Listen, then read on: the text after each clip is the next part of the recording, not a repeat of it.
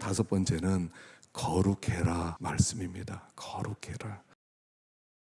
거룩하라는 것을 세 가지로 제가 이렇게 기록을 해놨는데요.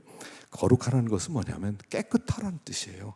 깨끗해라, 순결해라, 정결해라, 죄로부터 좀 벗어나라, 이런 뜻입니다. 자, 우리가 거룩이라는 것을 이해하기 위해서는 거룩에 대한 개념부터 알아야 돼요.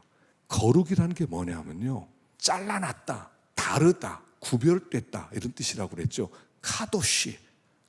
그래서 잘라놨다, 떼어놨다, 특별한 목적을 위해서 불렀다, 이런 뜻이라고 그랬습니다. 그러니까 쉽게 얘기하면 이런 겁니다. 징집 영장을 받는 거예요. 우리 남자들이요, 이제 20대가 되면 그럼 국가로부터 징집 영장을 받습니다. 너 몇 년, 2019년 5월 10일까지 논산훈련소로 입소해라. 그리고 이제부터 국방의 의무를 감당해라. 그러면 여기서 막 마음대로 살던 사람이 이제 옷도 다 벗고요, 그 다음에 딱 머리도 깎고요, 그리고 군대로 들어가는 거예요. 그게 떼어냈다는 거예요. 그게 거룩하다는 거예요. 원래 이 단어는 하나님께만 쓰는 단어입니다. 하나님, 다르다는 거예요.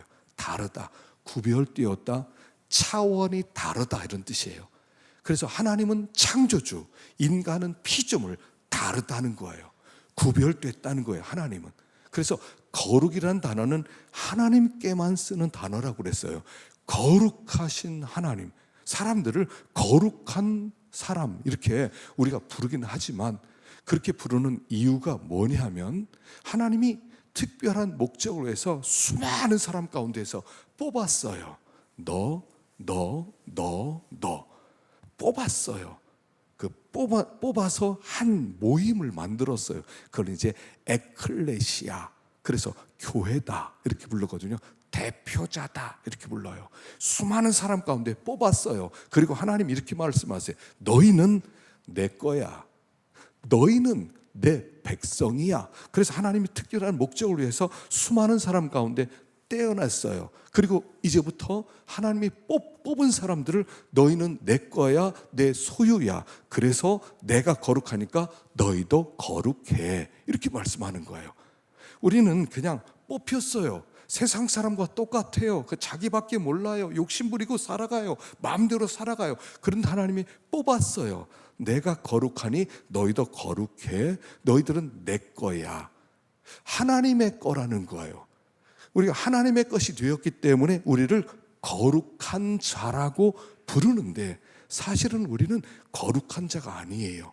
그래서 하나님이 이제부터 너희는 내 거야.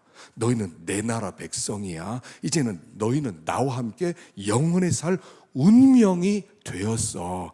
그러니까 나처럼 너희들도 거룩해야 돼. 나처럼 너희도 깨끗해야 돼. 나처럼 너희들도 순결해야 돼. 내가 죄를 미워하는 것처럼 너희들 죄를 미워해야 돼. 이렇게 말씀하는 거예요. 그래서 우리가 이 세상에서 부름을 받아서 하나님의 것이 되었기 때문에 하나님과 함께 영원히 살 사람들이 되었기 때문에 이제는 우리가 거룩한 길을 가는 사람이 되었다. 깨끗한 길은 죄와 관계없는 길을 간다, 이런 뜻이에요. 우리 삶 속에서 죄와 관계없는 길을 날마다 이렇게 걸어가요. 그러면 어떻게 되냐면 우리가 이렇게 부름을 받았는데 주님과 점점 하나가 되기 시작해요. 주님과 하나가 되기 시작해서 주님 우리 가운데 찾아오시고, 주님 우리 가운데 임재해 주시고, 주님 우리 가운데 동행하시고, 그러면 그때부터 하나님의 역사가 나타나기 시작하는 거예요. 그래서 하나님이 거룩해라 그랬을 때 내가 너희와 함께하길 원한다. 하나님이 어떤 역사를 일으킬 때는 항상 백성들에게 거룩을 요구하시는 거예요. 이스라엘 백성들이 이 요단강을 건너야 돼요. 요단강을 건너서 가나안 땅으로 가야 되는데 요단강이 굉장히 큰 강물이었어요. 하나님이 내가 요단강물을 반으로 딱 나눌 텐데 그 역사를 이루려면 내가 너희와 함께 해야 돼. 너희들이 거룩해야 돼 라고 말씀하셨어요. 그러니까 거룩할 때 하나님이 찾아오세요. 하나님이 찾아오셔서 우리들로 하여금 깨끗한 자로 우리 가운데 임재하실 때 그때 역사들이 나타나요. 여러분, 하나님의 역사를 보려면요, 하나님이 임재하셔야 되는데, 하나님이 임재하시려면 죄와 관계없는 깨끗한 사람이 돼야 돼요. 그래서 거룩하라는 얘기는, 깨끗하라는 얘기는 뭐냐면 네가 죄와 싸우라는 얘기하고 똑같은 얘기예요. 죄는 굉장히 강력한 힘을 가지고 있습니다. 굉장히 강력한 힘을 가지는데 그 죄와 싸워야 돼요.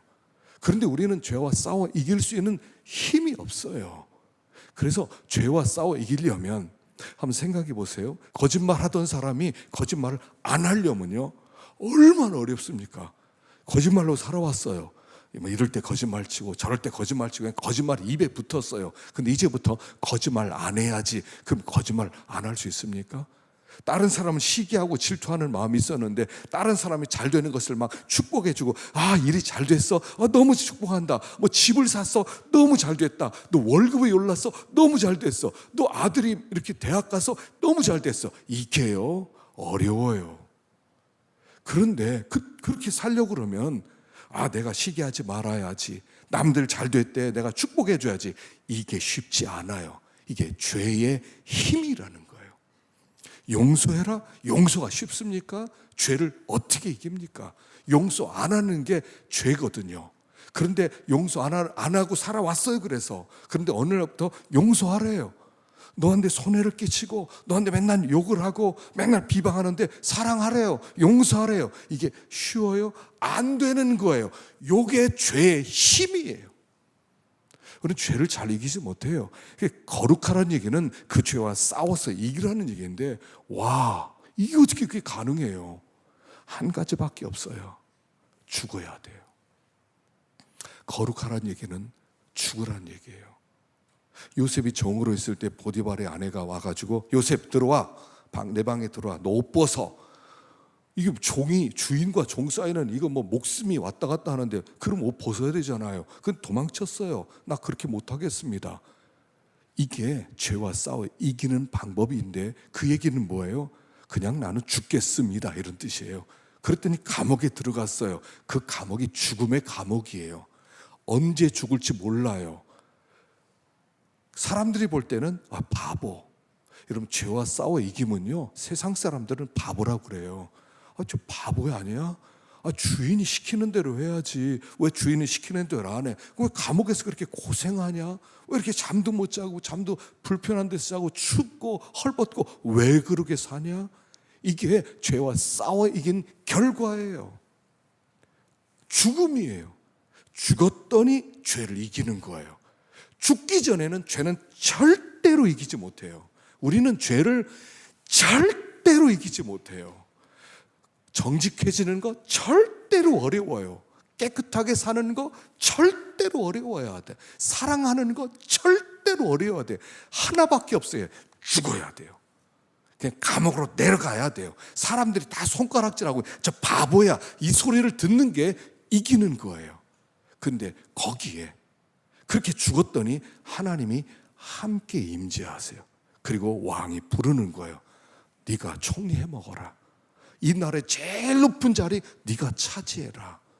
하나님이 임재하는 거예요. 그래서 이거를요, 들어서만 되겠습니까? 말로 들었다고 해서 되겠습니까? 하나님께 정말 그렇게 되기를 하나님께 엎드려서 정말 부르짖지 않고 어떻게 저절로 그게 되겠냐는 거예요. 그게 신앙생활이거든요. 신앙생활은 어떤 희한한 사건을 보는 게 아니에요. 눈앞에서 막 병자가 고쳐지는 거, 이걸 신앙생활의 정의로 생각하는데 그런 게 아니에요. 내가 죄와 싸워 이기게 되는 걸, 이걸 진정한 기적이라고 부르는 거예요. 그래서 거룩하라 하는 것은 가장 먼저 깨끗해라. 그래야 하나님이 동행하신다, 이런 뜻이에요. 두 번째는 회개하라는 겁니다. 회개하라. 자, 거룩해지려고 그러면요, 죄밖에 안 나와요. 깨끗해져라, 진실해라, 너 기도해라, 감사해라, 사랑해라, 그 말씀을 받아서 순종하려고 한번 결정을 해보세요. 그게 쉽게 되나? 안 되죠.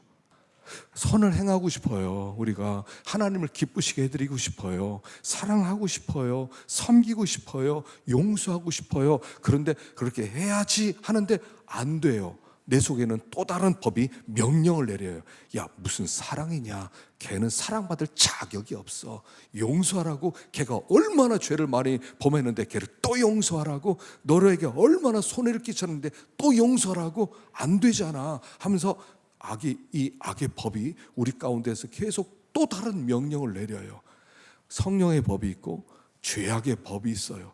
그런데 성령의 법으로는 하나님을 기쁘시게 하기 위해서는 감사하고 기도하고 사랑하고 증인되고 이렇게 말씀을 하는데, 죄의 법이 뚱딴지 같은 소리 하지 마, 이제까지 살던 대로 살아 하는 강력한 힘으로 나를 끌어들이는 거예요.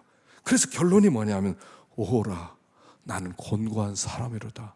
야, 나는 말씀도 순종하지 못하고 신앙생활을 이렇게 오래 했는데 난 도대체 뭐냐? 내가 제대로 예수 믿는 사람 맞냐? 하면서 낙심이 되는 거예요. 하나님 앞에 그래서 엎드리는 거. 하나님, 내 속에는 죄밖에 없어요. 이게 거룩해지는 길이에요. 거룩이라는 것이 완전해졌다는 이런 뜻이 아니에요. 절대로 아니에요. 거룩하라 하는 것은 네 속에는 죄 좀 깨달아서 하나님 앞에 제대로 회개 좀 해라, 이런 뜻이에요. 네 속에 죄가 있다는 걸 좀 인정해라. 그래서 나를 더 의지해라, 이런 뜻이에요. 하나님 말씀대로 순종하려고 하다 보니까 하나님은 하나도 할 수 없어요.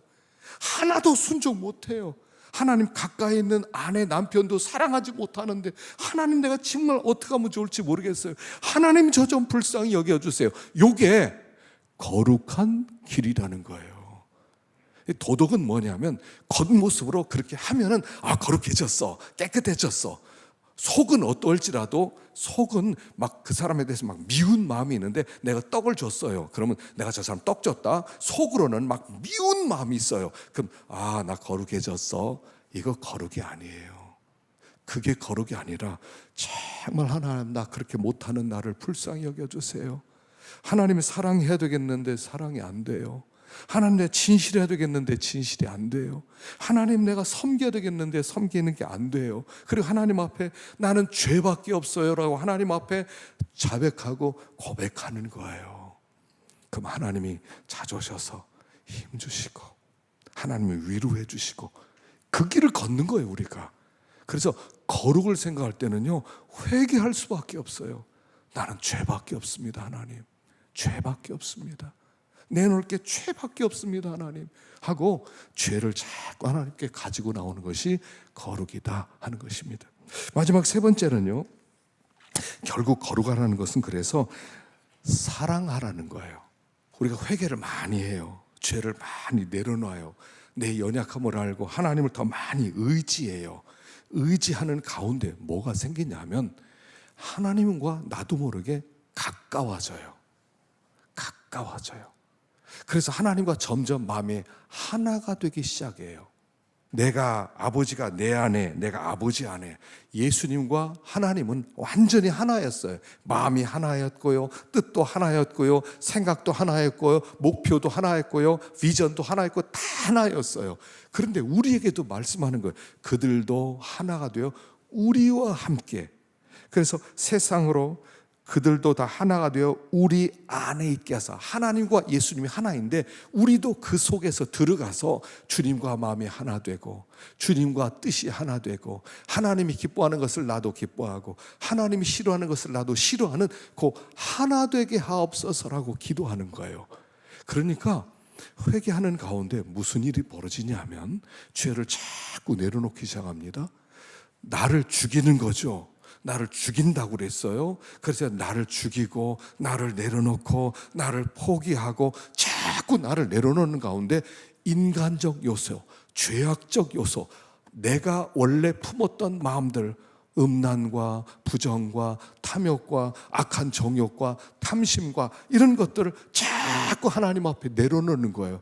모든 악독과 괴율과 외식과 시기와 비방하는 마음을 자꾸 회개하는 가운데 자꾸 쏟아놓는 거예요. 그러면 뭐가 남느냐 하면 하나님 말씀만 남아요. 하나님적 속성만 남아요.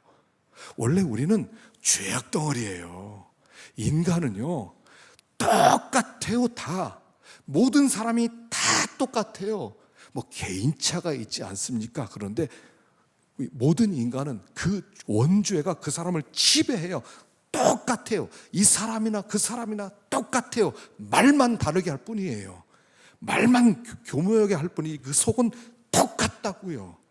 이 사람이 지도자가 되라, 저 사람이 지도자라, 속에는 것은 똑같다고요. 그래서 우리는 정치에 기대를 걸지 않는 거예요. 똑같은 거예요. 그런데 복음이 들어가면, 말씀이 들어가면 그 말씀이 나를 자꾸 밀어내기 시작하는 거예요. 자꾸 밀어내요. 뻐꾸기가 이렇게 다른 새들이 이렇게 둥지를 놓고요, 거기다 알을 놓으면 싹 보고 있다가 알을 거기다 놓으면요, 동시에 자기 알을 거기다 놓고 도망쳐 버려요. 그럼 이게 다른 새가 이게 자기 알인 줄 알고 뻐꾸기 알이 다른 알보다 크거든요. 뻐꾸기가 크니까. 그리고 품어요. 그런데 제일 먼저 뻐꾸기 새끼가 부화를 해요. 그럼 부화한 다음에 어떻게 되냐면요, 다른 알들을 밀어내요. 다른 알들이 부화되잖아요. 그럼 원래 새끼들 다 밀쳐내요. 그 자기 혼자만 딱 남아요. 그리고 그 조그만 그런 새들의 먹을 걸 받고, 그리고 자라서 나중에 또 날아가 버리는 거예요. 그게 뻐꾸기예요. 이 신앙생활은 이런 거예요. 원래 우리의 본성이 죄악된 본성이잖아. 타락한 본성이에요. 나 중심의 본성이에요. 나밖에 몰라요. 나밖에 몰라. 나만 편안하면 돼. 나만 배부르면 돼. 그냥 나만 행복하면 돼. 다른 사람은 생각 못 해요. 이게 사람이라고요. 근데 말씀이 들어왔어요. 그리고 싸우는 거예요. 그리고 예전에 있던 나를 몰아내기 시작, 밀어내는 거예요. 자꾸 밀어내야 돼요. 말씀은 자꾸 나적 요소를 밀어내요. 욕심을 밀어내요. 거짓을 밀어내요. 탐심을 밀어내요. 시기를 밀어내요. 밀어내어서 점점 더 하나님적 요소가 커지는 거예요. 하나님적 요소만 남는 거예요. 그럼 어떻게 되냐면, 하나님적 요소만 남으면 하나님과 같은 삶을 살아가는데, 예수님 같은 삶을 살아가는데, 그게 뭐냐면 사랑이라는 거예요. 하나님은 속성 자체가 사랑이에요. 사랑으로 꽉 찼어요. 그리고 그 사랑의 증거로 자기 아들을 이 세상에 보내신 거예요. 나는 너희들이 다 구원받기를 원한다. 난 너희들이 내 나라에서 나와 함께 영원히 살기를 원한다. 나는 너희 중에 한 사람도 멸망받기를 원치 않는다. 나는 너를 너무 사랑한다. 이게 하나님의 마음이에요. 이게 하나님의 유일한 마음이에요. 예수님은 심판하러 오지 않았어요.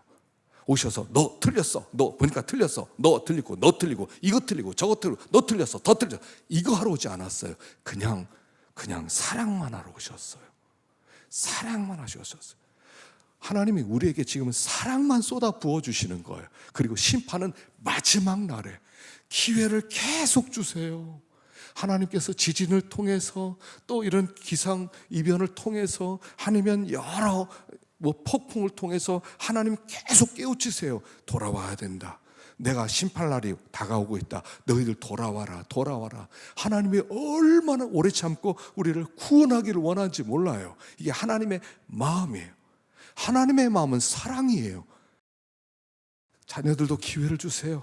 남편과 아내 잘못된 기회를 좀 주세요. 또 주변에 있는 사람 잘못된 기회를 또 주세요. 계속 주세요. 그게 거룩이에요. 구태여 자꾸 내가 지적하고 너 이거 틀렸어, 저거 틀렸어. 그렇게 안 해도요, 다 알고 있어요. 사람들이 그냥 사랑만 해주는 거예요. 비록 이럴지라도 내가 너를 사랑한다. 너는 분명히 하나님의 사랑 안에 있다. 하나님은 너를 반드시 변화시킬 것이다. 반드시 너는 하나님의 백성으로 하나님의 복을 받을 것이다. 그렇게 믿고 계속 사랑해 주는 거예요. 하나님적 요소가 남으면, 그러면 그때부터 하나님적 요소가 사랑으로 나타나는 거예요. 하나님적 요소만 많이 있는 사람은 사랑이 크고, 하나님적 요소가 조금 있고 인간의 요소가 많으면 그때부터 욕도 하고 비판도 하고 거짓말도 하고 시기도 하고 그렇게 되겠지만, 하나님적 요소만 남기는 거예요.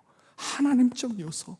그래서 나중에는 인간적 요소를 다 빼버리고 다 벗어버리고, 그리고 하나님적 요소가 점점 더 충만할 때 나오는 것은 사랑밖에 없는 거예요. 그래서 거룩하라는 것은 결국 사랑하는 말의 다른 표현이고, 거룩의 열매가 사랑이 되는 거예요. 그래서 하나님은 거룩한 분이었어요. 그래서 독생자를 주셨고요. 그래서 우리를 사랑했고요. 우리를 구원했고요. 예수님이 이 세상에 오셔서 70번씩 7번이라도 용서하라고 말씀하시고, 그분이 그냥 심판하지 않고 다 그냥 죽어주심으로 말미암아 하나님의 사랑을 드러내심으로 그분이 거룩한 분이라는 것을 증명하신 것처럼, 거룩하라는 것은 자연인처럼 산속에 들어가서 혼자 돛 닦고 다니면서 혼자 10시간씩 기도하면서 그리고 나서 죄 안 짓겠다고 하는, 그게 거룩이 아니라, 진짜 거룩이란 현장 속에 들어갔을 때 하나님적 요소로 다 품어주는 거예요. 다 품어주는 것, 다 삼겨주는 것. 그래서 거룩이란 결국 사랑으로 꽃피게 되는 것이고요. 사랑이 얼마나 크냐 하는 것은 내가 막 사랑해야 되겠다는 것, 그것보다 인간적 요소, 죄악적 요소를 많이 밀어내고 하나님의 말씀이 내 속에서 왕노릇하게 될 때, 하나님이 내 속에 임재하게 될 때 나오는 열매가 사랑이고, 그렇게 되는 것이 주님을 닮아가는 것이다, 하나님 기뻐하시는 것이다 하는 것입니다. 거룩한 삶을 살아가는 우리가 될 수 있기를 간절히 축원합니다. 기도하겠습니다.